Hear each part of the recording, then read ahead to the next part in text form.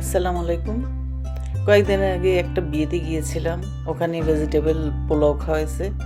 এটা খেয়ে এত মজা লাগছে যে ভাবলাম যে আসলে আমরা কেন বাসায় ভেজিটেবল পোলাও করি না, সবসময় মিট চিকেন এসব দিয়ে করি। তা আজকে আমি ভেজিটেবল পোলাও করছি। ভেজিটেবল বিরিয়ানিও বলতে পারেন। এটা ভেজিটেবল বিরিয়ানি পোলাও একই টাইপের, দম বিরিয়ানি, তবে খুবই টেস্ট হয়েছে। বিয়ে বাড়িতে যেটা খাইছি সেটা থেকেও মজা হয়েছে। দেখেন কি নাইস হয়েছে। আর আমি সাথে অবশ্য ডিম করছি, একটা ডিম, সালাদ। আমাদের আবার মাংসও আছে, তারপরেও আমি জাস্ট ডিম দিয়ে দেখাচ্ছি। আশা করছি ভালো লাগবে। আমি প্রথমে কিছু পেঁয়াজকে একটু ভেজে নিব। তেল বসাই দিছি, তেল বসাই তারপর পেঁয়াজগুলোকে একটু ভালো করে ভেজে নিব। আর আজকে এখানে দেওয়ার জন্য আমি 3 ধরনের ভেজিটেবলকে কেটে নিছি। বিনস, তারপরে ফুলকপি, গাজর আর আলু। যখন একটু বেরেস্তার মতো হয়ে যাবে তখন কিছু আমি তুলে নিব, আর বাকিগুলোর মধ্যে আমি রান্না বসাবো।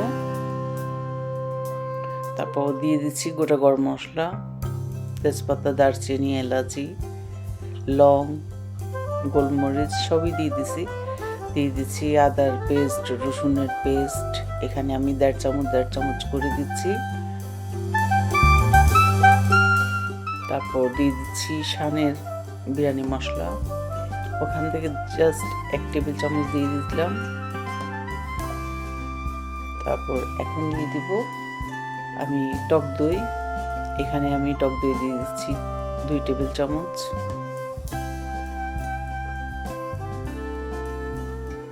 তারপর এখন দিয়ে দিব ভেজিটেবলগুলো।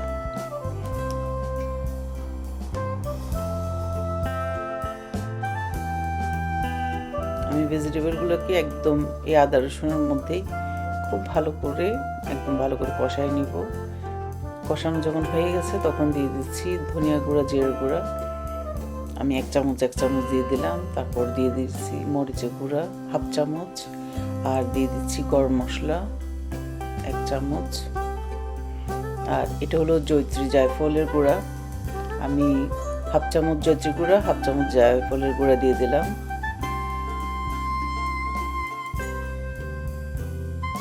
কারণ বিরিয়ানি মশলা, বিরিয়ানির একটা গন্ধ, স্মেল, সব স্পাইসি দিচ্ছি, তবে জাস্ট ভেজিটেবল দিয়েই করতেছি।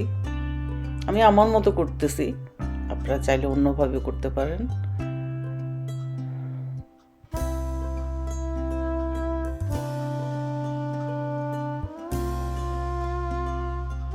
আর এখানে আমি একটা পাতিলে তেল দিয়ে ওখানে আমি চালগুলোকে একটু ভেজে নিচ্ছি।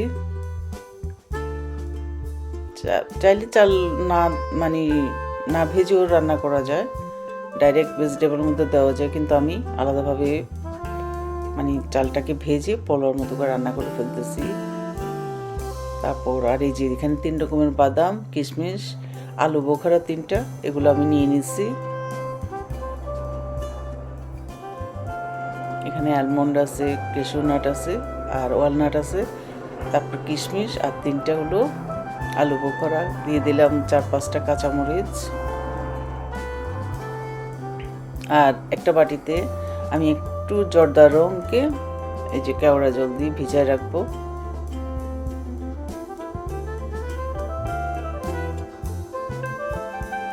এই যে যখন চালগুলো মোটামুটি 80% হয়ে যাবে, আর এদিকে আমার ভেজিটেবলগুলো কিন্তু রেডি, রান্না হয়ে গেছে। এখানে আমি পানি ইউজ করে নেই, যে পানি বের হয়েছে ওই পানির মধ্যেই কিন্তু ভেজিটেবলগুলো মোটামুটি 80% সিদ্ধ হয়ে গেছে। এখন আমি মিক্সড করব। প্রথমে দিয়ে দিচ্ছি বাদাম, তারপরে কাঁচামরিচ, কিশমিশ সব কিছু দিয়ে দিলাম। তারপর এখন দিয়ে দিচ্ছি চালগুলো দিয়ে আমি একটু ছড়াই দিব। এরপর দিয়ে দিব এখানে দুধ। এখানে আমি 1 কাপ দুধ নিয়ে নিয়েছি, দুধটা দিয়ে দিলাম। দিয়ে দিচ্ছি জর্দা রংটা, দিয়ে দিচ্ছি বেরেস্তা, তারপর দিয়ে দিচ্ছি ঘিটা আমি একটু বেশি দিচ্ছি, কারণ ঘির ফ্লেভার। এরপর আমি এখানে প্রায় আধা ঘন্টার মতো ঢেকে রাখছিলাম। আধা ঘন্টা পর দেখেন দম হয়ে গেছে, কি যে নাইস হয়েছে। আর এখন আমি এটা মিক্স করব আর আমরা এখন খাবো। আশা করছি ভিডিওটা ভালো লাগবে। ভালো লাগলে অবশ্যই লাইক করবেন, শেয়ার করবেন, আমার চ্যানেলকে সাবস্ক্রাইব করবেন। আজকে পর্যন্তই, আল্লাহ হাফিজ।